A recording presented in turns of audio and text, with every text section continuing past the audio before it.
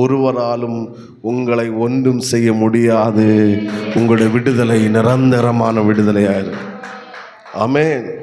இன்றைக்கு அநேகருக்கு விடுதலைக்கு, நிரந்தரமான விடுதலைக்கு காரணம் இல்லாததுக்கு ரகசியம் என்னன்னா, அவர்களுக்கு அவருடைய ஆவிக்குரிய வாழ்க்கையில் பிரயாணம் இல்லை. அங்கே நிற்கிறாங்க.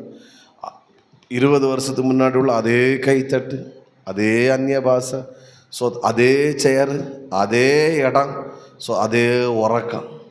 பின்ன எப்படி விடுதலை நிரந்தரமாக இருக்கும்? No no no no no. நான் என்ன செய்வேன் சொல்லுங்கள்? பிரயாணம். நான் ஒன்று வந்து ஃபாஸ்டிங் பண்ண அதான் நான் சொன்னது.